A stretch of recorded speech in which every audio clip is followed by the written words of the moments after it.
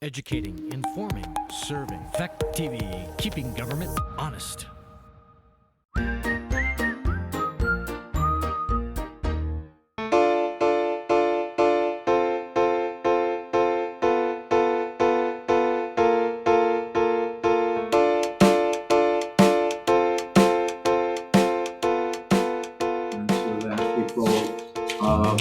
Starting now, start to understand what runway we're landing the plane on.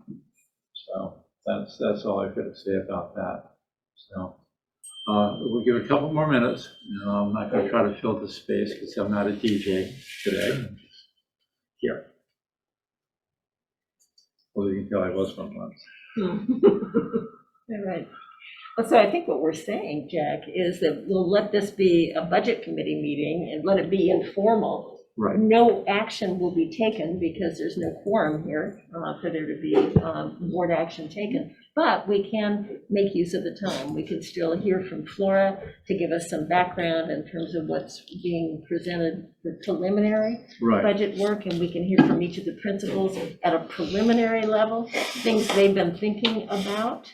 Right. And if the interim superintendent has anything to add, that would be great as well. But that's it. It's informational, no action. Well, that is the deal, and of course, with my colleagues on the Westminster report, that's kind of what they do. They can't do a whole lot of action until next July, so they have informational meetings, period, to a great extent. All right. It is now 5 past, so I'm going to declare this a meeting of the budget committee of the board, and the budget committee is concurrent with the board itself, but it needs not but to consider matters and to start to do that work. You don't need to have a quorum. So that's what we're going. So I'm going to suggest that we will take public comments if there are any, but we will not. But we're eliminating 4, which is the review and approval of minutes. We will take reports, but only within the constraint of our discussion tonight, which is 5. We will take off our agenda. This is without objection. The nature-based outdoor learning, which was something I was quite interested in. And we'll focus on budget planning. And I don't know, since I think the VTVLC thing would require action, or maybe not. Or we were trying to figure out if we're going to. We'll go to that. I got confirmation that ESSER funds could be used for that, and so we have moved in that direction. Okay, do you need anything from us? No. Then we can take VTVLC off the sheet in any case. And so we'll have director's comments at the end. So that, without objection, that's the road we're taking. And is that acceptable to my Westminster colleagues? All right, so officially that's what we're doing here. Okay, let's do this. Who on administration of the 4 of you wants to talk budgets? And again, I've said that we are going to, and I want to emphasize to both my principals that this is not a cross-examination. We're not defending budgets. We're just getting an understanding of what, sort of broad outlines, staffing, big projects that need to get done if there are any, things that, the things that are going to really torque this. I always say about 80% of the budgets are pretty hardwired and are dependent on things like contracts. But within the rest of that, what are the things that you want to do? And with that, and since we've got a Westminster Elementary School, can the folks at FACT see the screen that you have up? So everyone can see them. They can move them. They can. Okay. So credit to the graphics department. And we'll move on. You want to start us off, Liz? Sure, yeah. So if you go to the next slide. Oh, sorry.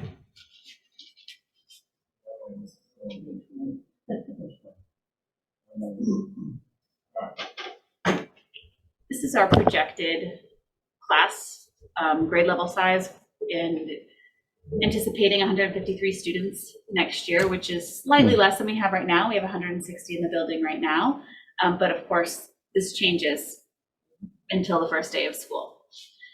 And then we're welcoming in, that's our pre-K estimated enrollment and our 7th and 8th tuitioning enrollment next year. And then if you go down the next slide, which I believe is staffing. By the way, Follow me for that. ask any questions, including, I can't read that, or what does that say, is fine. If you can't see it, nobody else can either. I know, I'm sorry. Go to slideshow. Elise, did you have a question on this? No, I was just. So what's on the I was afraid slideshow? I didn't click out. I was just seeing how many Can you click classrooms slideshow? there are altogether. All Up right. in the red bar, Andy. 12. Play from start. Eight We to No. 6. gotta write that out. Right here? Yeah. All right, there we go. Awesome. That helps. Oh, Those are okay. our Yeah. anticipated numbers. So we'll be looking at the same amount of classroom teachers next year as we have now. There might be some shifting of grade level to meet the numbers in each grade, but we'll have 12 classroom teachers as we have right now. And then this is our staffing for next year. It is mostly the same. I do want to propose bringing back our full-time librarian position, which we had a full-time librarian up until last year. And that position encompasses both library science, tech integration within classrooms around research, the learning garden, supporting teachers with outdoor classroom, and then if we had her full-time, she would be able to get into more STEAM efforts. So that is my hope. So we're getting to more what? STEAM, Oh, Steve. yeah. These are our capital improvements, and I just put hopefully the ESSER 3 next to them. I'm not sure. The roof installation for West and the east side of this building. This year we'll be working on the small portion by the gym entrance. It's currently leaking into the classroom, so that is urgent to be fixed.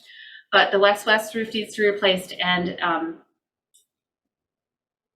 correction on this side of the building. Yeah, quick question about that. The roof repair and installation at West has actually been in the budget for years. So I don't know why we haven't done it.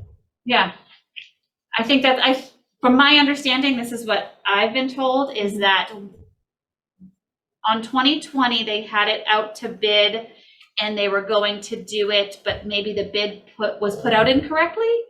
And so then it delayed the process of getting the bid. And so then by the time they could do that, COVID happened and we were shut down. And then the money wasn't then I don't see a budget line that would include that. And then of course, prices went up incrementally. And so now we're looking at a much larger cost That than explains it. would have cost in 2019.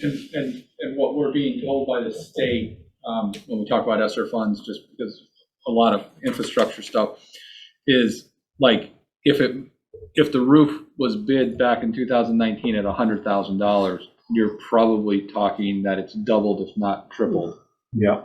Just because of cost of materials and labor, and then everything is being pushed out. So like, if it's something you want to get done this year, you will be lucky if we can get it next year. And this So- is an accurate bid. So the 100,000 is accurate now. That's not what Right, it so, was. yeah, so thank you, that's good to know. That one of the things we would want, I'm going to be involved with this next year. The thing you'd want would be to the extent that we can get bids locked in, that would be a thing to do. Because that way, even if it turns out that it drops into a following year's budget, if you have a binding contract and you have a completion guarantee, and that's a separate, by the way, piece of paper you need, because we've had problems with that in the past, where it's called bonding, performance bond. Okay. You want a performance bond. It almost wrecked this district, and we didn't have one once, so I pass that along for your, We do have we wanted to get some figures to know what number we were even dealing with. it's my understanding, Flora, that amount this large, you would have to collect multiple bids. Yeah.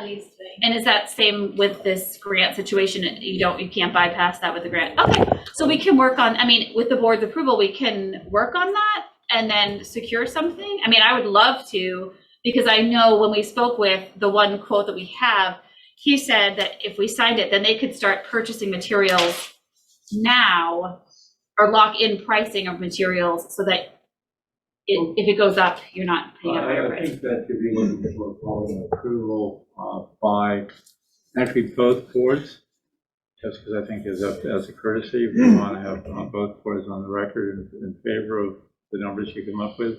Like I said, I think we could be looking to try to do, and looking at both of you guys, and to Jim DeVille, wherever you may be, because he is your clerk of the works, say you want to get locked-in commitments. Now you want a third-party performance bond because this gets really weird right now, and you don't want to get screwed up with that because you almost did with the middle school years ago.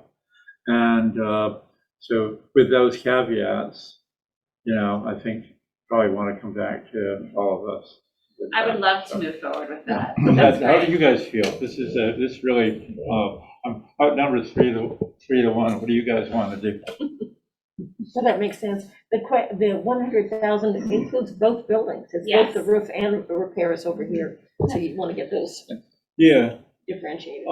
So a question for you guys. This is, the classic radioactive question. What's your vision about the building in West-West, and is it you guys want to be holding that? Are you going to try to get the program that's been put off because of It's not COVID? put off. It's active. All It's right. vibrant. Okay. It's going on. I'm trying to play devil's advocate because I know it comes up every year. You'll have this question at Of town course, meetings, so of just want to course. make sure y'all are on with that. You just don't imply that it's not happening. It's happening. Then I stand, then for the record, I stand completely corrected and abashed that I even brought it up. So a couple of things with ESSER funds, just to keep everyone, so it's in the front of our heads. Everything with ESSER has to relate back to how there's a COVID connection. So that's the first piece. Obviously, if your roof is falling and leaking, we can make an argument that, there's a COVID there because kids need to come to school and we need them to be safe, right? So I mean, we just gotta always have that in our lens. The other piece is we have to do a construction application. So even with the information you have right now, Liz, we can start that construction and get concept approval. So that's the 7-tier thing. So we could take the information that Liz has on the roof things, get it in there, get the concept approval so that it gets that ball rolling a lot faster. The third part of it is that when you're using federal funds and purchasing things, there have to be assurances that, because the items belong to the federal government. And so part of it is just understanding that, like, what was put was, like if we put in here like mini splits, technically, if Westminster were to sell this building to the town type of thing, we have to alert the federal government, and the federal government could come in and ask for their stuff back. So it's just one of the things to think about. Just those are the three big things they've kind of really keep pushing when we have the conversations with them, because it's people think, oh, I get this money, I'm going to invest it, but it's government money, so the government can come take their stuff back. They won't, but Two questions on that. Yeah. One, in terms of, I don't know how it's going to work in the West-West building, but for this facility, if you've got exhaust system and you've got a roof issue, the classic solution is you've just found where you're going to vent your exhaust system, and that's how you resolve that problem. And that would be my suggestion in the spec, because that way it becomes, you have to fix the roof in order to vent the building, and there you go. A parochial question. I know we're doing the and we're doing the Westminster facilities. But when we get to the Grafton facilities, technically the facilities are owned by the town, and we will need to know if we need to get them back in order to qualify for any of that. No, I think we'll just need to work with the town to make sure the town understands that they have to sign those same assurances. Okay, and I have a couple bodies there that are eager to be helpful. We'll move on. All right, thank you. I had another, sorry, Charlie. Well, sorry, just, most of this list is kind of, is repairing or restoring or whatever. Is there any discussion about wholly new things, like more outdoor learning space or something like that, or? I don't have that in this. No, I wonder, has that come up in any conversations? This is the opportunity to do that, if there's a desire or feeling that you could use it in either school. Where that's coming up right now, Charlie, is through the ESSER discussions, and, I'm a member, as is Priscilla Lambert, as board members of the committee or the team that Andy has put together. And there is actually specific support in two ways. Professional development support for teachers who don't have the experience opening the door and going outdoors, and the kind of spaces and places, materials category is also I see, so in there. that conversation's going on somewhere else. So it is, so it need not be here. That's fine. And those are appropriate costs for ESSER, they're COVID related, and they need not be long-term in our budget. They're, kind of do it, get the Sustainable. teachers prepared and familiar with all of that. And secondly, create those places and spaces with resources needed, materials that are needed. So, Good, it's happening, fine. yeah, it's happening. One caveat on that. We are trying, and this should really be your call as a group, to whether you want to do this or not. We're trying very hard to encourage all boards to have what we call unified budgets. That means that taxpayers see what they owe and where their money's coming from, but they also see the Right. larger picture. Right. You see where all the money's coming from and where all that money's going. So to the extent that when we get down to nailing down the final budget, we will want to have at least swag numbers in those boxes of some sort. Yeah. With a note that this is money coming, this is what we estimate we're going to need, this is where we estimate the money's coming from, and the impact to taxpayers is zero. But to have that language, yeah.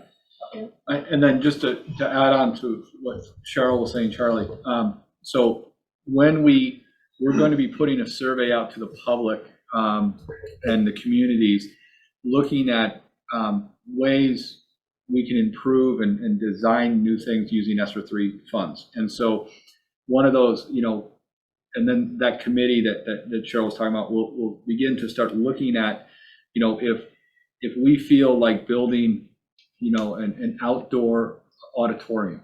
I'm just making something up off the top of my head. And that, out here on the grounds would be appropriate. It would allow for social distancing and nature-based learning and stuff like that. Then those funds, but that we're going to solicit that kind of feedback from the community of what we might do, and then look at how you can add that on, and then what the board and what the school just has to remember is you build those things, right? At some point the money goes away and then you've got to maintain. So you just want to think about those things. But the other big thing is, like, if you wanted to redesign this room to be what we would call a maker space, where kids can come in and explore and do crazy things, and you've got curved walls and movable walls and, really outside the box thinking, learning, that's all part of ESSER and can be incorporated into it. So follow-up question, what's the timeline on that? 'Cause I had understood that the deadlines were coming up fast, but clearly not. So right now, I didn't mean to hijack this, I apologize, but we just learned, so. We need it. So the ESSER 3 funds haven't been fully even released yet, because the state has to get their plan approved by the federal government. And so we can't even submit anything into ESSER 3. We can see how much money we have and stuff like that, but we can't go ahead and start writing strategies until the state gets their plan approved. And we just learned today from the secretary that the plan was not approved.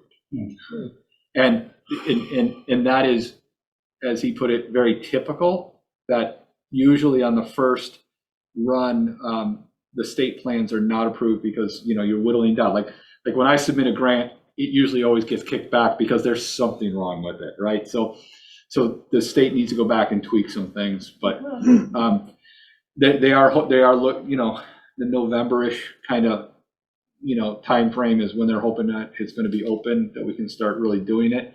So we're a little bit behind where some other districts are, just given the circumstances of the start of the year here. But we had a survey out there eliciting some feedback. We got some good feedback, and then we're going to be publishing some more pointed kind of like where people could see us really targeting those dollars. So. Speak to the November 1 deadline for ESSER 2 amendments. Yeah, okay, 'cause so that's thank you. relevant So again, there's 3 ESSER grants. ESSER 1 came out back right as we opened school back up last year, and that was about recovery, and it was really targeted on getting the schools sanitized and whatnot, and that was off the top of my head, $1.5 million or something like that. And that sunsets September 22. So that grant's going to be done pretty fast here. We've been spending on it. We've got some dollars we can go back and spend, which we'll continue to work on. The second big bucket was ESSER 2 funds, and that was about 5.8 million. And we needed to finalize the application, which means account for how we want to spend the dollars by November 1st. And so what we've done is gone through and projected out over the next 3 years, because that grant sunsets September of 23. Right. And so we projected out how we might spend those funds with carrying on the summer programming that we did this last year and continuing that for the next 2 years type of thing. Looking at the nature-based stuff, the outdoor classroom, doing some other repairs at some other buildings and building all of that in. And then, so we've submitted that grant now. And like I said, I'm anticipating it's going to get kicked back with some questions on clean this language up or do this. And so, answer this. And so we'll do that. And then the ESSER 3 funds, or ARP it's called, they sunset on September of 24. And so they continue out. And the way it builds is ESSER 1 had a very specific cause, ESSER 2 had a specific cause, but could include anything from ESSER 1. And then ESSER 3 can include anything from ESSER 1 and 2. So we're able to continue some of the same programmings and things like that. So it's a lot of money for our district. We can do a lot of great things and really support teachers. We're really looking at trying to use the dollars not so much to put people into places, because you own people afterwards or you have to get rid of them. And if they're doing great work, it's hard to say, let's get rid of them. But looking at infrastructure, but also looking at how do we give teachers the tools, because our teachers, we have great teachers. How do we give them the tools to really work with our students and help them improve their learning? And that's going to be our real big piece, is really investing in some of the stuff you guys were talking about earlier, to be very honest with you, really investing in our teachers and their education and getting them able to work with any kid at any time in any environment. We want to be able to, if we've got to pivot again to remote learning, we don't want teachers to stress. We want to be able to do it on a fly. If we want to come up with creative ways of connecting with kids, that's what we want to do. And teach, and we've got the teachers and the staff that can do it. We just gotta bring it all together. So. And we pick up some academic credits from the process. Yes. All right, got it. So a little more for Charlie Yeah. then. What Liz is presenting is really specific to this Westminster budget without all of this other stuff that Andy's been talking about. So it's helpful for you to have this larger context. And then just the last couple of things, just so we're fully transparent with all the ESSER stuff, is that we also were awarded an ARP ESSER special education grant. So it's targeted at students with disabilities. That was about $97,000. And that's reassuring, because that was really the place where it was obvious that the gaps had been the biggest. Yeah, and then That's the homeless grant. yep, and then we were just awarded a homeless ARP grant, which is about $71,000 to target our homeless population. And again, these grants are projected out through, the special ed grant is out through September of '23, so those funds can be spent over that Are time. those across the SU, or are they district specific? Those are SU specific, SU. yeah, across SU. And then the homeless grant is spread out through September of '24. So, so we've got the monies that can be, we don't have to spend it all like tomorrow. We'll have a planning time and an application deadline, but like the special ed one is, I believe it got pushed out to December. And then I think the homeless one will get pushed out. It'll be around December because we just got it. But we'll have to kind of put our monies in buckets for things we want to do. So, but folks are actively coming up with some great strategies. So. All right. Why don't we continue on to the next slide? Just a quick there we go. question on that work too, is that, Andy, when you spoke about Jack, when you spoke about making sure you have the performance bond and the login commitments and the construction application, is that work that we are expected to do here, like Wade and I, or is that a Jim DeBell? Is he taking that on as the director of operations? Should we send that? Taking it on, yes. So we'll email him about that and let him know. We'll follow up after. Okay, perfect. Make sure I brought those up.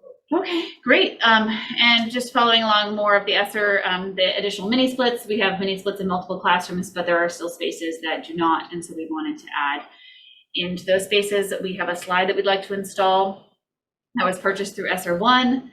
And we are not going to use the funds this year, our local budget funds, to install it. So we'd like to do that next year. And in our boiler room, there are 2 pumps that are on their last leg. Yes. And we're hoping to at least replace and rebuild 1 pump next year. It's likely we'll have to do. Go at the same time. Yeah. So, the idea is you're gonna get one replaced. Visit that with us. Well, I'm guessing that I'm going to have to replace 1 now, like this year, is what I'm concerned about. And I don't have $14,000 left in my budget, but I might have 7 to do 1. So that's my thought process there. And then technology, we're just going to upgrade as needed. Nothing. Yes. Yeah, right. But isn't that also in the ESSER funding, or is it? I'm asking. So this is where it gets a little funky. So we actually took it out of this, so I don't know that's actually in there. Out of my slide, you don't think this is necessary? No, I don't think. Because it'll be all covered by ESSER. Well, I think that was a budgetary cut locally that was decided. Oh, okay. We take that out. Okay. But we are looking to try and use ESSER funds based around technology and our ability to do remote learning and interact with students and stuff like that. Right. So we are building in, I don't know if it'll be Promethean boards, but we're building in interactive ways. So it might be large screen TVs, it might be projectors, it might be, tomorrow, it was smart boards before, now it's Promethean boards, it might be something else, so. Whatever's appropriate. Right. On this point, and maybe it's another screen in a minute, is remote points of presence have come up as an item in other rural communities where you've got isolated people who really were intermittently available. And that's it, that was one of the things we wrote in there also. Okay. So like, whether they're MiFis or hotspots or and also improving our infrastructure here so we can do things, so. All right, and there are a number of kind of Zoom Plus type of things that are specifically optimized for instructions. You can see everybody a little bit easier. You don't have to try to guess who's available on the screen and all that nonsense. But at least,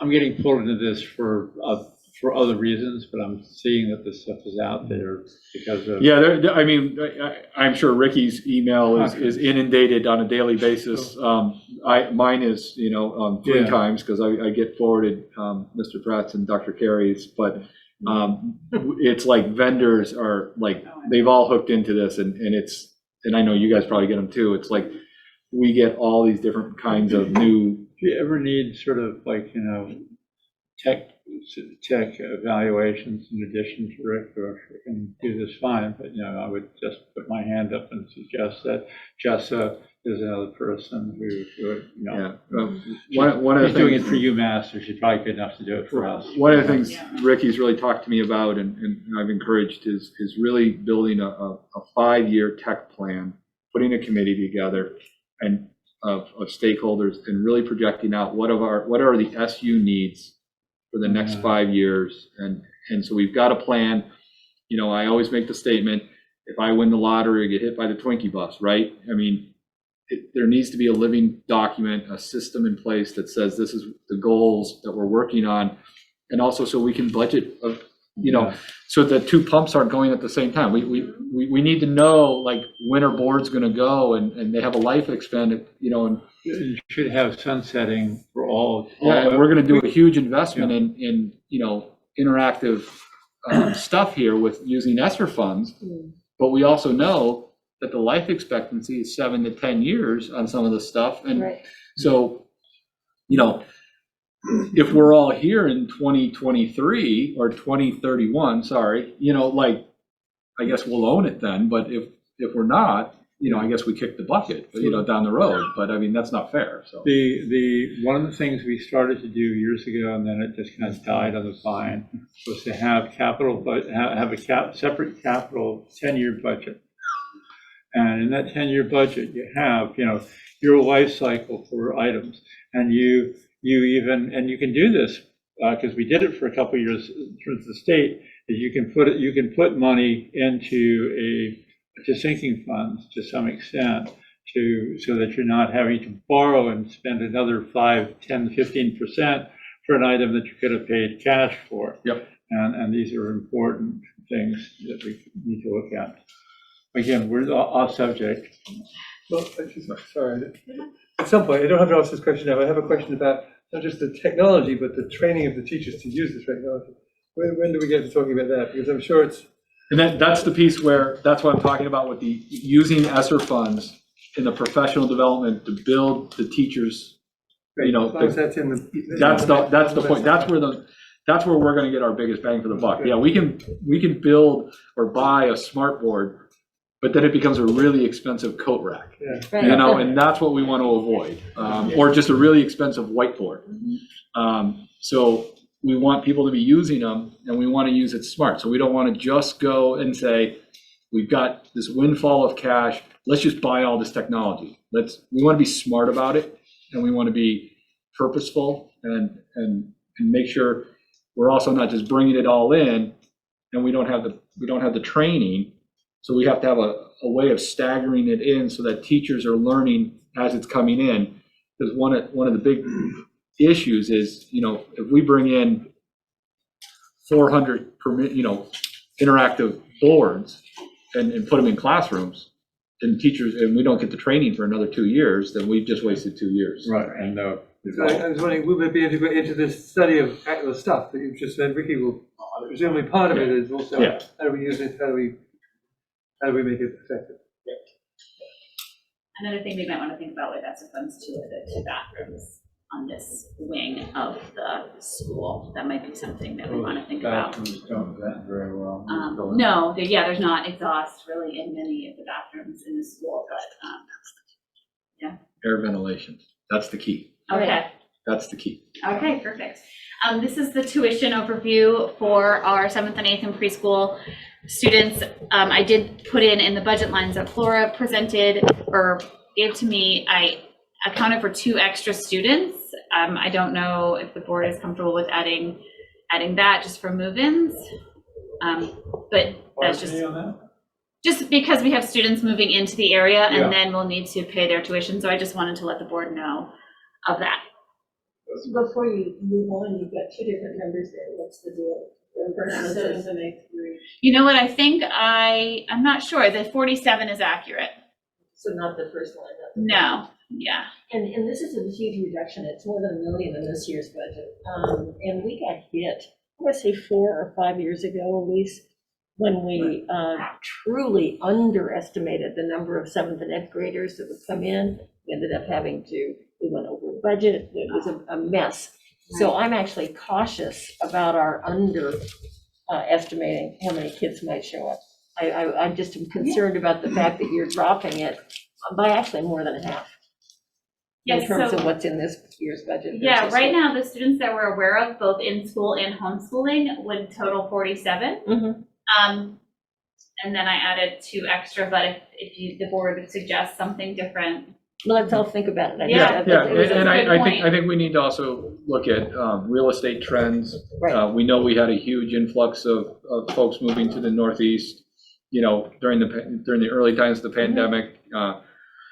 My understanding is the real estate bubbles on the other side now, but that could also So come look at back. it. So we'll take a good look at that. Yeah, that worries me. Yeah. That's all I'm saying. Because we've had at least people we anticipated coming and staying, in some cases coming and not staying. Yep. And so it is all hard. It's a wild card. Yeah. Mhm. All right. Definitely, yeah. Go ahead, I was Anna. gonna say, is someone with a calculator, can they double check the 47 times 16, 842? Seems like it should come out closer to 17,000 times 50 would be 800. Yeah, Seems like I'm it would just be- picking up that much. So, Can I go off on that? 2 times 47. Yeah, the- I got 791. Oh. that's- yeah, that is up. Oh, yeah, because why would it be, right. that's not accurate. Yeah. This is only a committee meeting. Good thing. But good thing to catch those types of things because they At show least. up later Right. and you don't want to have to do So that. really, you're talking 791,574. Yeah, and I'm gonna take out this. And so that's not as Yeah. big You a can't- you reduction can't- as I was worried about. Yeah. He's projecting. I'm projecting, so. Never mind then. All right. So you want this first one will come out, this top one with the Yeah. 50? Yeah. And then we'll adjust Edit this, that. we'll Yeah. edit this, All so. right. Better. Moving along. And then, yeah, those are salaries. How much? I don't know, Laura, did you need to speak to salaries at all? I don't. So, just for the salaries, FY '22 information is actually the same as FY '23. The difference is that in FY '22, when we had budget meetings and we approved the budgets, we didn't have yet the teachers' negotiations. So, the numbers that you see there is what was actually approved. These But are it's all- not the current salary, so the current salaries is what we have right now in FY '23 column. Okay. So we are expecting that amount to be That's the approved. 1.5% bump in those Yeah, cases. that we had for No, FY '22. Now, I want to just caution all colleagues. Mhm. We are in the process of negotiating salaries. We are also, there are some expectations based on the rate of pay that's occurring in our neighborhood. And we have some expectations around cost of living. I don't know if you saw the amount that cost of living has been bumped in Social Security checks. But those numbers are probably closer to what we're going to be looking at than not. So I would just say if we have budget lines based on 1.5%, and there's ways we can deal with this. We do have a line for Yeah, contingency. well, contingency is a funny thing, and we need to make certain that whatever that line is one that's coordinated fairly heavily with the negotiations team, because they're going to know what what they're anticipating, and we need to have that be, hopefully we have all the contracts negotiated before January, because I want to make sure that we have. If so, then we don't need a contingency, Well, right?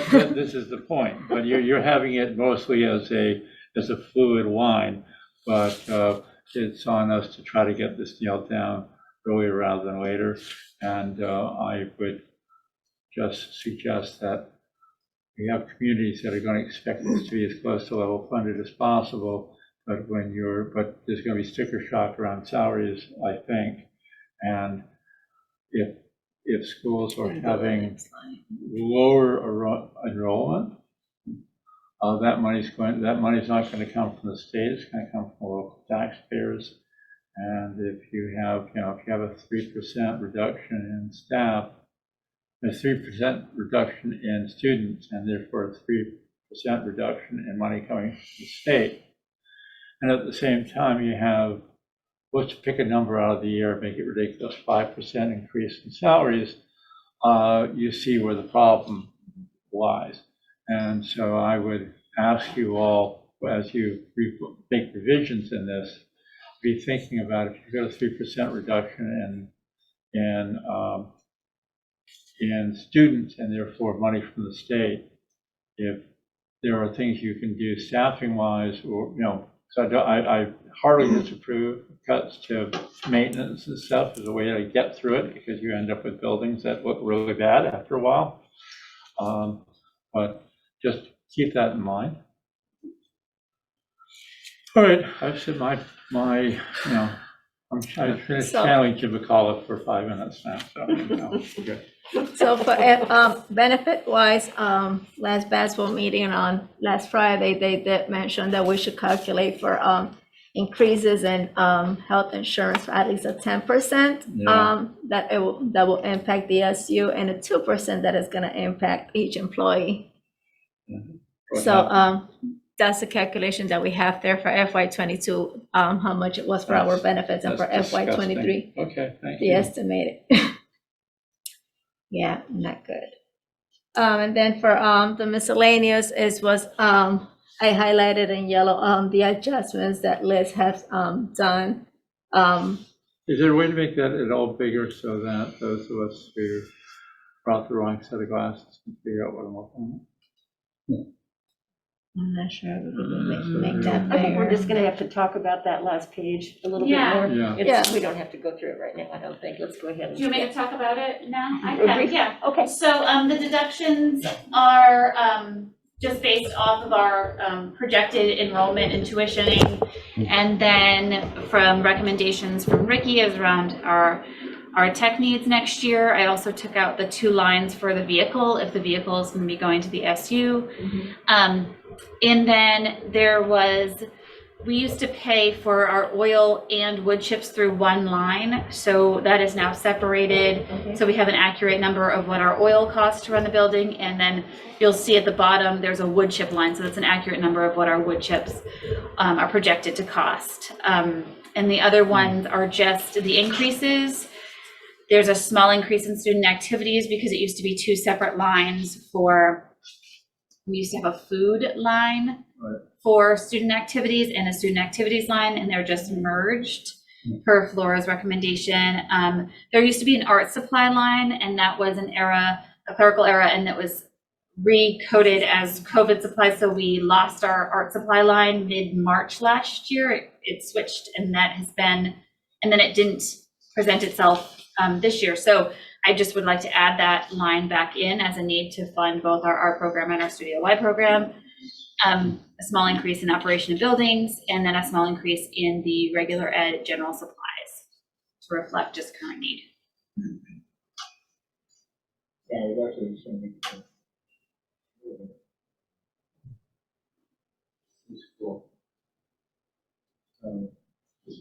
We were buying oil at the SU level at one point. That's not still a thing. We're buying it locally. I think we're buying it locally. We were trying to, at one point, we were trying to get stuff from Dead River or Sunset, and all going to be unified. Maybe that just never happened. I'm not sure which one is the name of the Well, company that I does think our part of the oil. issue was you have a funky tank here, But- and that made it difficult to have the people deliver it, that were delivering it to the high school and maybe the middle school.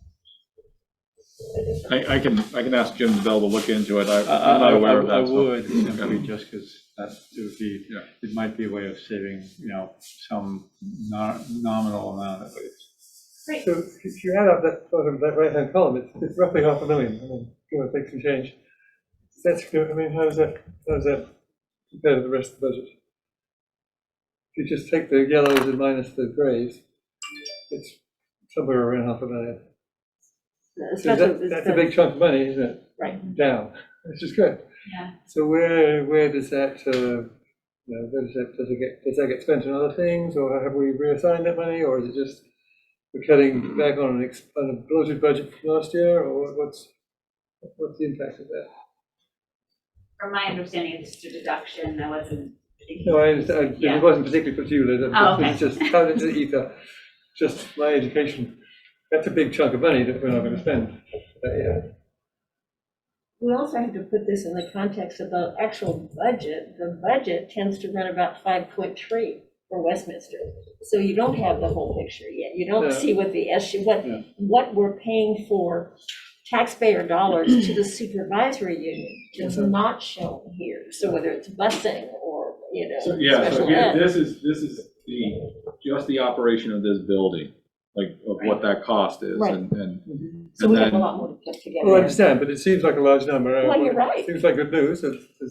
Well, that's basically saying that a lot of districts, especially small ones, when they do 7 to 8 tuition, they're all, That's where it Yeah. really is. It's the lower numbers for early ed and the, projection of maybe fewer seventh and eighth right. graders. That's where the money Well, is. and what I'm going to tell you is that number is the least controllable thing you have in your budget. Exactly. Because you have some smoothing that occurs for your numbers of students and what state pays you. So if you have a big jump, they don't pay as much as you'd like. And if you have a big decrease, they give you some cushioning. But when it comes to 7th and 8th, that you pay that. And with small schools, that number can vary that much, or actually more. Grafton's used to vary by about 70% year to year. It was just, it was just nuts. Crazy. And it's if you're looking for things that are, that you lose when we shrink these districts down, one of them is the smoothing effect of having a big district, or relatively big district. And now you're seeing this, at least here. 2 years from now, when it jumps back up, you'll all see a number that's horrible in the other direction, I'm sure. I was thinking to some extent, there are concerns about falling enrollment are taken care of by also falling numbers of 7th and 8th grade kids that have to be paid for elsewhere. But the problem you have is if you got one teacher in 6th grade, and you got 16 kids 1 year, and you got 14 kids the next year, it still costs you the same amount of money to pay that. You're not gonna get you're not gonna take 8% off that teacher's salary because they got less teachers, students, And that's but this comes up a lot, Charlie, and it's good to educate the public about, is that, when you have increasing enrollments, I always said you could actually justify having an advertising line to encourage people from New Jersey and Connecticut to move up here. It would pay for itself, because the reality is that you get money that if you have more money, if you have classes of 20, there's a lot more economical when you get a class of 12.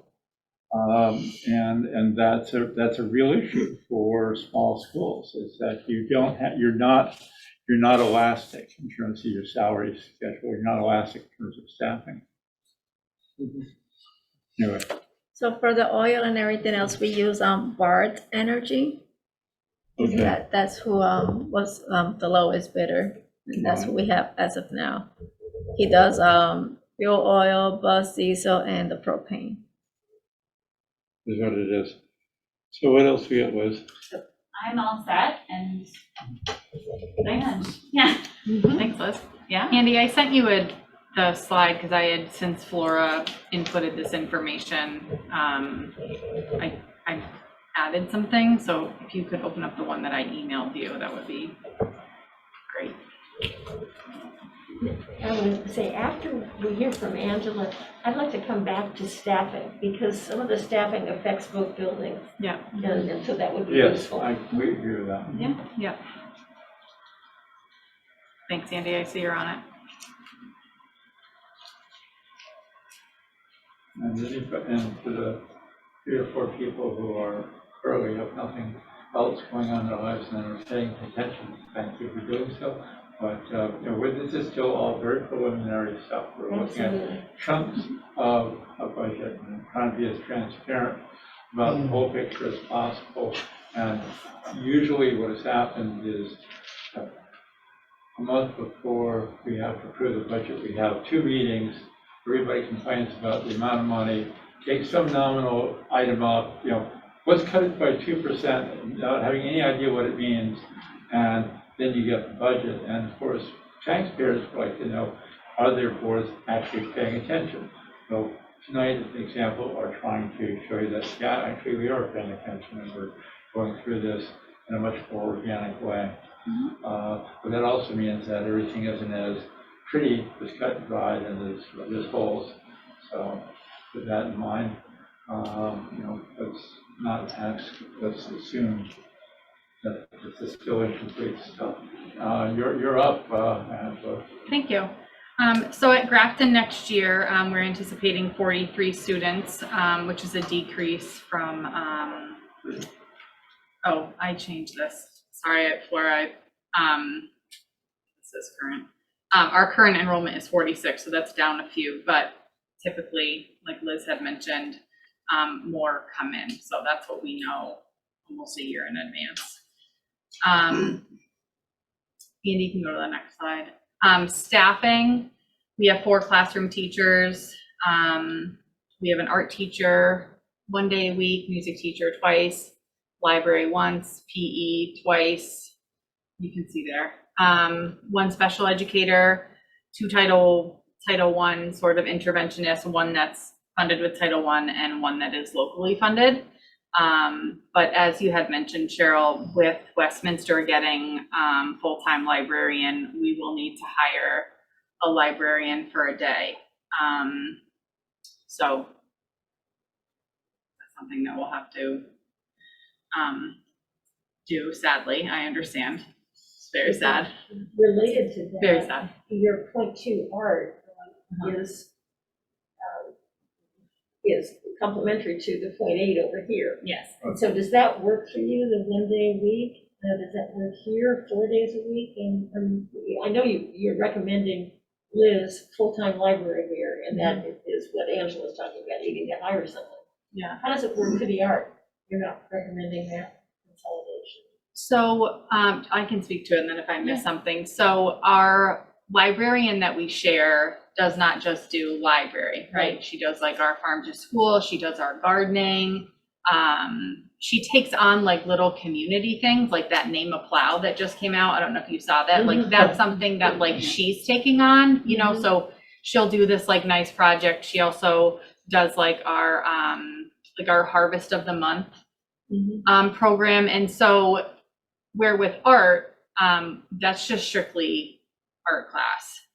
So when you ask, is library once a week enough? I'd like it twice a week if I in an ideal world, yes, because that would give that person more time to do those things, because it's sort of split, like half of it's library and then half of it's those other things I had mentioned. So it could be like a day of library, a day of those other things. I can sort of go either way on it. I also know that that's more time out of class, and I'm even thinking more time for the librarian to connect with your classroom teachers around and be tech in the classroom and research. Yep. So, I would think in an ideal world, if you could find someone who's a media specialist, librarian, art person, and you could wrap them all up into one person, yeah. you know, then you're not doing an arm of this person and Yeah. you know, And a day here, years you've ago, got the you've got librarian someone and art. they can blend. I mean, that's, One of the concerns, first, you know, we already have a teacher shortage. Finding somebody that's a jack of 5 trades simultaneously adds just that little bit of additional pressure finding people. We had argued that shifting from a combined district to individual districts was going to be fairly marginal in terms of impact. It's one of those places where it feels like it might not be. I mean, these are still small amounts, but whatever. And I don't know if we can, if District A can contract with District B or do something that makes it so that, people don't have 2 or 3 paychecks for doing one day here, one day there kind of stuff. But if that's, if there's a way to continue the arrangement that we've had and just have it be finance. could it be an SU position? Well, and you brought up one of my favorite, hobby horses, which is that I think that a lot of the sort of point X positions in art, music, library, really ought to be handled at the SU level and assigned out and essentially a chargeback. I think it's a massive headache for administratively to have people split like this. And I think that it's something I would at least ask you all, if not this year, please next year, let's really take a hard look at this. And I know Rockingham has a couple of folks who do the similar things. Yeah. So it might be worth that conversation. I think that's an SU position, right? Our HCRF is an SU position. That's the only one that we share with. Correct, but I think what Jack's talking about, and actually had been floated to me by some others, is taking your specialists, your art, your librarians, your PE teachers, and instead of you owning a 0.4 and Liz owning a 0.6, that they're an SU employee and they get one check. Because right now they get 2 checks, or they will get 2 checks when the elementary, Union Elementary divorces.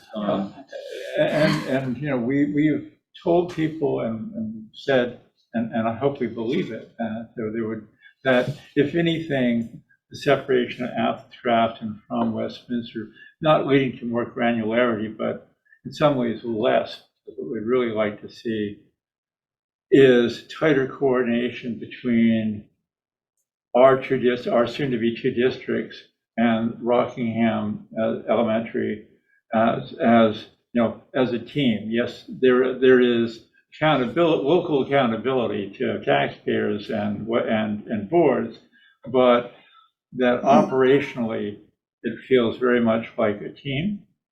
I think that is a goal that we've expressed consistently. Easier said than done, I recognize, but what I don't want the teachers and administrators to be penalized by the fact that we have these rather granular districts. It's really, that cannot be. And if we start building in rigidity into our programs and building in additional costs because we're being rigid, that's sort of we've violated a guarantee that we made to ourselves as communities. So. Yeah, and I think that the thing we would have to work out with work out is making sure if something was at the SU level, that it wasn't part of the SU assessment. And then also, because you don't want to assess it out to the other buildings and then have to try and pull that money back and then do the money. Like, we just have, that's an accounting piece that we just have to do. Good thinking, yeah. Yeah, anyway, just putting it out there. So let's continue on with this. And then capital improvements, I sort of drew a line because I wasn't sure. I didn't think that counted as capital improvement. So painting the entire school, I know that we've talked about this, repairing the outside cafeteria wall. Jack, you seem to know more a little bit about that. I added it on here because you had mentioned it. But if we were able to put an air handling system in that wall, then potentially it could be an ESSER Two problems solved swing. simultaneously. Yep. Replacing some of the fluorescent light bulbs, like in our special education classroom, especially. We do have some rotten windows that could be replaced. So the door access, door control systems and the fobs, there was a gentleman out, I think it was from telecom.com is the name of it. For some reason, I'm like spacing on the name, but he was doing some repairs with our phones because our caller ID was like coming up incorrectly. It was coming up like Jamaica or something. And that, he fixed it. It got fixed. I was like, I can't make calls to parents and have it say that it's Jamaica. That's not gonna work. That's not accurate.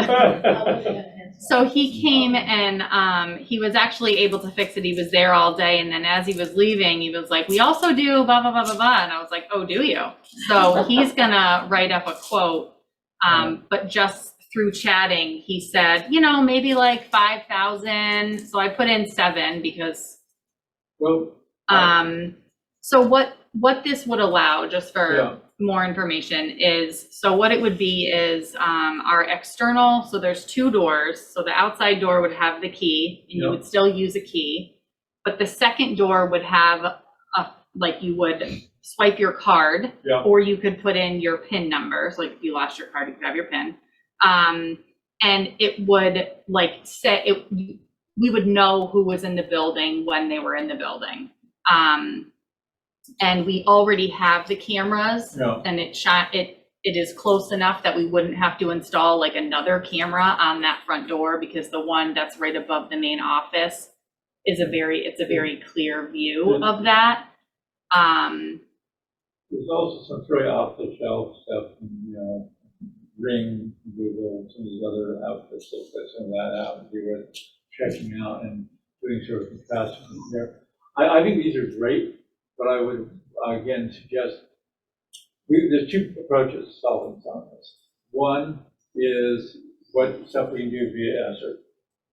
And other stuff, take a hard look, and again, I'm going to stick Jim DeBell on you, and I want you to be fairly aggressive. I don't have any more room on this slide. Well, that's fine, but I'm just saying that walk through this stuff, because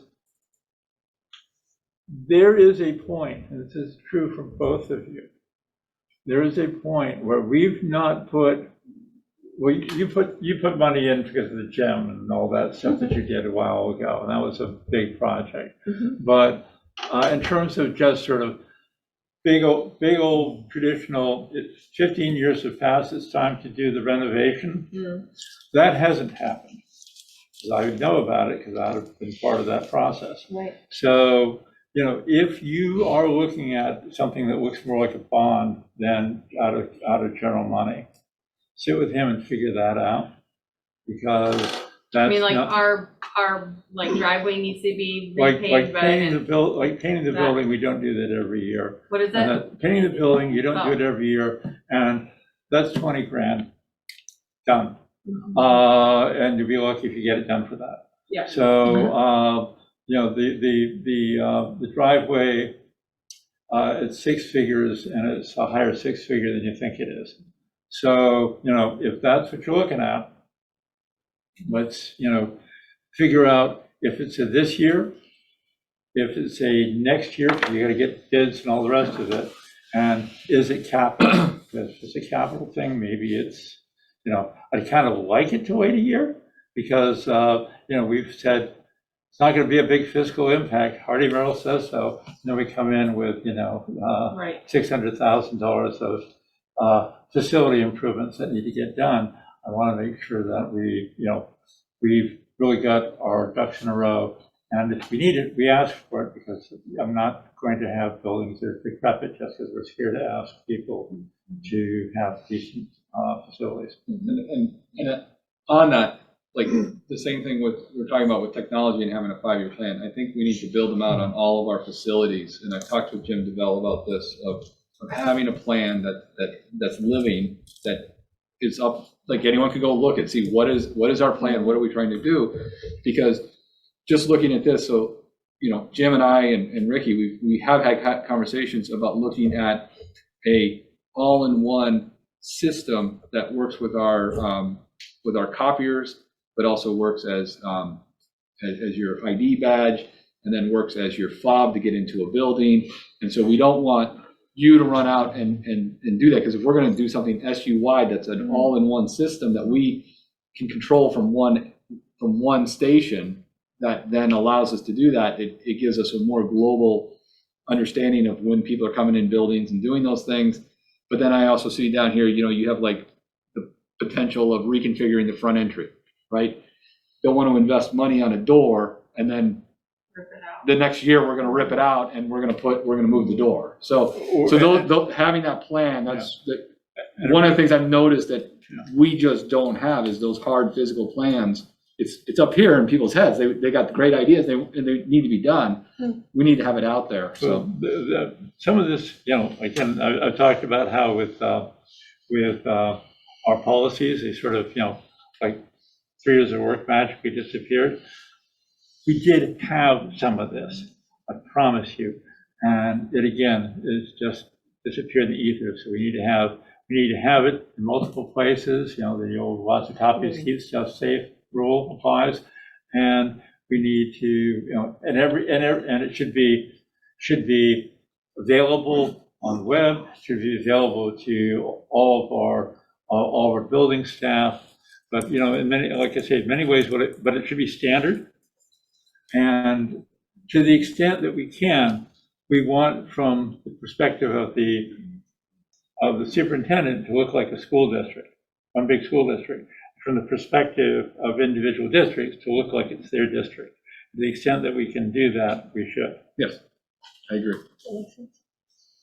All righty. The only other thing to touch on about the front bathrooms is once we no longer need an isolation room, because we've taken out the urinal in the men's room and then made the other bathroom just a gender neutral bathroom and change the lock so you could lock yourself in there for privacy. But the men's bathroom is like no longer, it's an isolation room. Yeah. So we'll need that to function as a bathroom. You get some funky stuff in the interior of that building that is just, we've talked about it for 8 years and we can actually come up with a solution. And let's say not take no or wait for next year for an answer, so at least have a plan. If we don't get all done this year, at least we know what we're doing. Right. And then just getting some dumpsters, and I have one estimate, but I want to get another one from who we currently use. And my custodian was working on that. So I don't think it's going to be I think with all things considered, I don't think it's going to be a number that's going to bother anything. If we can just move money from one line that we don't use and move it over.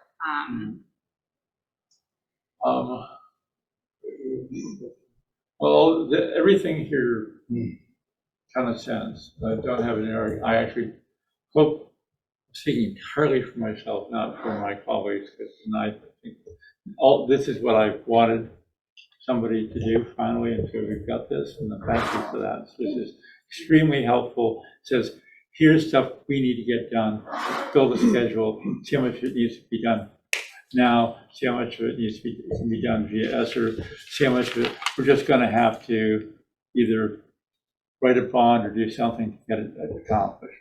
I'm in favor of that. I want to look at the item below your dotted line. Playground, we ripped out the playground, and I've heard more about that than I've heard about anything we've done in a very long time. Not all positive. I do need somebody to give me some sort of swag number. If we're going to go, you know, if I'm going to go out with a tin cup or whatever it is we're going to do to fix this. We need to, and people have asked me, what do you need to place it? What is your vision? Is it traditional playground like the one back here? Is it a playground like the one that the Nature Museum put in, their big treehouse thing? You know, what is it you need so we can have some idea of what you're looking for? If it turns out to be an off-budget, community-supported item, we're still going to need some numbers, and maybe they don't have to be part of the budget process, but I really wouldn't mind if we got it done for the ground froze solid. Get something in before the ground froze. Well, I don't know if that's going to be possible, but at least know what it's going to cost before the ground freezes solid. I have been told since before I ripped it out that I didn't rip it out, but we had it removed since it failed the inspection. But Angela ripped it out. ripped it out. That it could be funded with ESSER money, and so Yeah, that was we're one of just those. being patient for us to use this ESSER money. In the meantime, there's a lot of other things that the kids can play on. Yeah. I know that it was suggested maybe we could do a temporary sort of playground, and that's where one of my teachers is going to talk to the Nature Museum about potentially collaborating with us and getting something that we can have temporarily. That would be great. But you know, the ESSER thing came from a preceding administration, and it was one of those things that raised a lot of eyebrows when people were concerned there was some fast and loose playing with ESSER funding. And I just want to say, you know, if we can do it, if it's legitimate, we can do it via ESSER. I have no objection, but I really suspect that this is going to require community support project, and that's how the last three were built. And I think the one here was built partly. Wasn't there some fundraising involved with that? I'm pretty sure there was. Okay, I'm pretty sure there was, but since it's been a long time, I don't remember any details, except that's what my impression was. And I think with ESSER funds, if we're reimagining that out, you know, as an outdoor instruction and recreation. Like we talked about, if you're looking at like, not that we want to install zip lines and things like that, but like, but some of those outdoor, kind of courses where kids can walk on things, and we're creating it so that kids can do more things with not just a playground. That's when ESSER funds can start to really be tapped in. I would celebrate that level of imagination put into this process, and if that's if that's kind of hybrid instruction and recreation space, that actually makes a lot of sense, and then you can start using the E word. Yeah, I think all these things that we talk about, like that's how we have to think about it, is not just as a we want to put a classroom in. It's like how does it have multiple uses in all this flexibility of learning that we're moving towards, right? And so well, that it's just it's a new way of thinking. Even metal seats outside with a instruction space built in as part of the process, and a place to make stuff that can mildly blow up, as I used to say when I taught physics. Sodium, you drop it in water. Boom, loved it. Actually did it too.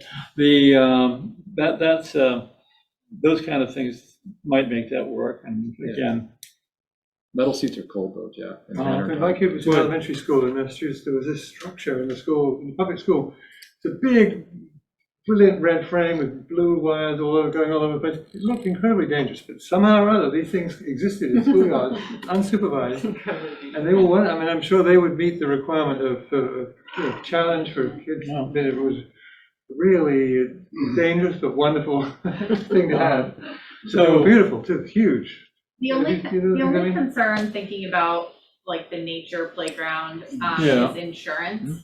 I wanted to contact VisVet about that because I know what their other report said and how specific everything was, that I don't know that we could build something,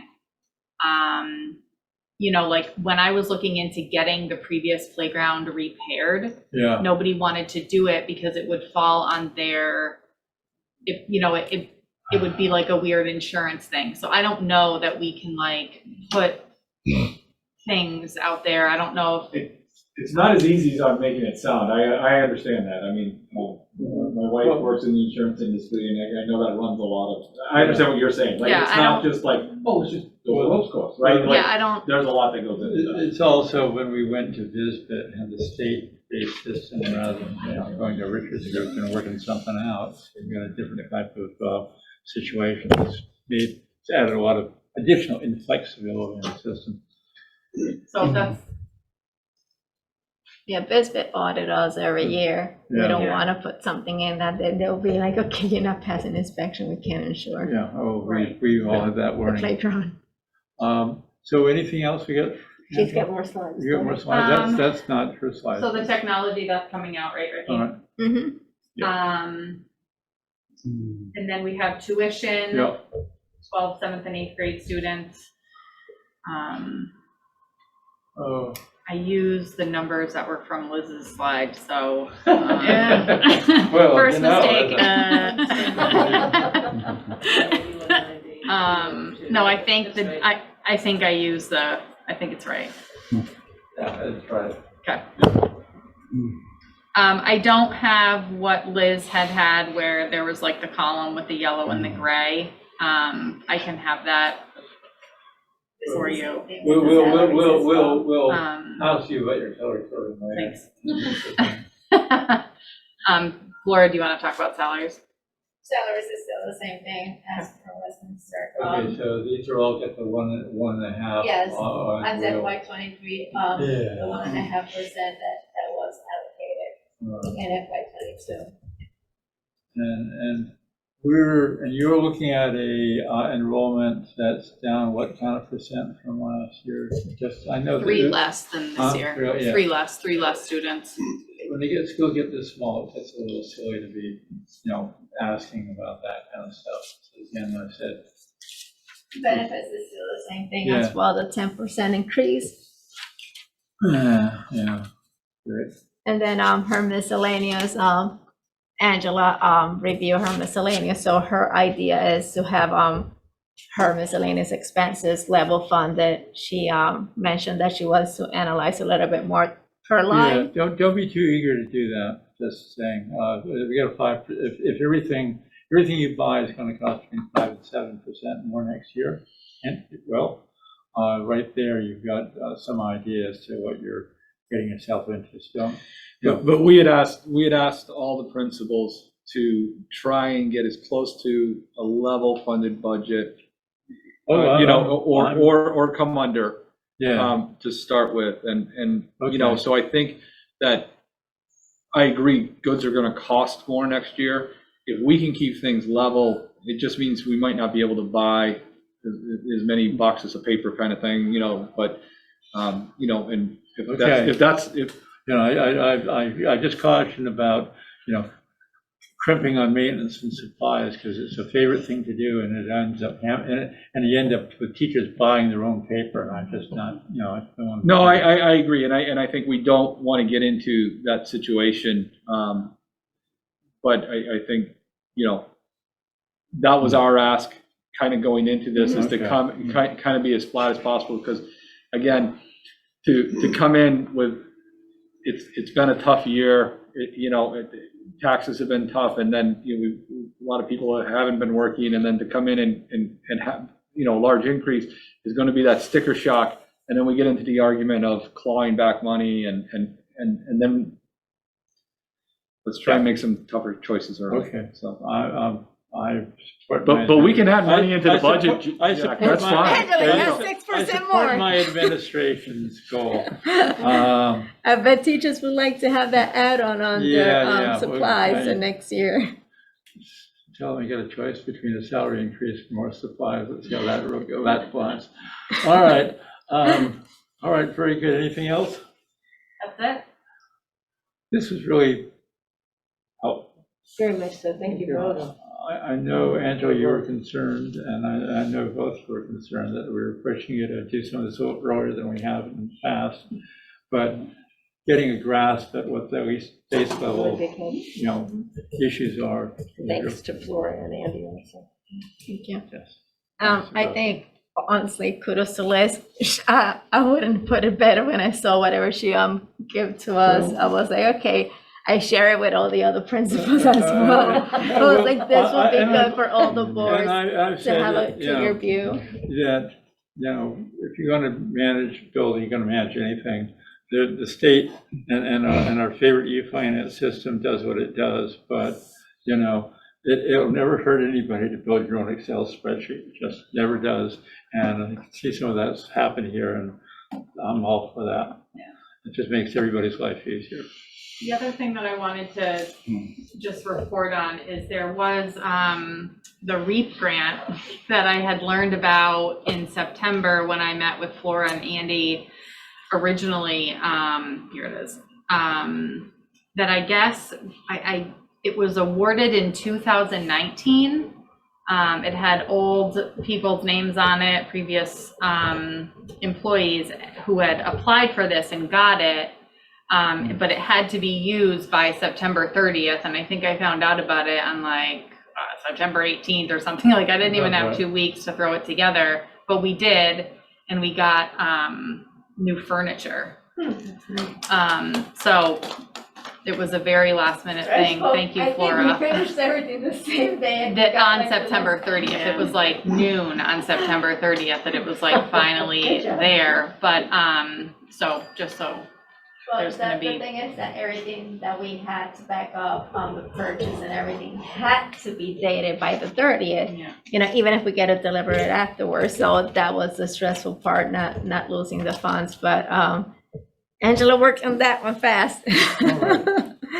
That was really, really good and a great win. Yeah, it's always good when you get grant money and you don't have to leave it on the table. That's, Right. And you're not just spending it just to spend, but you're getting something you can use too. Absolutely. Well, we are now at the time of the program where we do announce the date and location of the next meeting. And it will be October 28th, 6 o'clock at the Grafton Elementary School. And without objection, I'm hoping. And now we're on the director's comments, and I've done all the talking, so everybody else put a comment. I just thank everyone for coming and presenting the information. Thanks. I just want to thank both the principals for all that work you put into that and into everything else you do. So thank you. Charlie. I think I'll add, I'll check into a little bit about the liability insurance and the issues, because I do have access to that kind of universe of how are people doing it, and how are they making sure insurance is not an issue. So I'll get back to you guys about that as well. And anyway, again, thank you both, and thank you, as it was a productive meeting, and so thanks everybody. We have a good start on the budget planning process. Thank you. Greatly appreciated. Just identified your challenges, identified some things that I'm hoping that the administration will be looking at in terms of consolidation, unification stuff that will help on. Rethought what I thought was going to be a problem for the playground, a way that's been bugging me. And thank you for letting me think differently about that. And generally, there's good stuff all the way around. Thanks a lot. Thanks, Beck TV, as always. Yes. Thank you.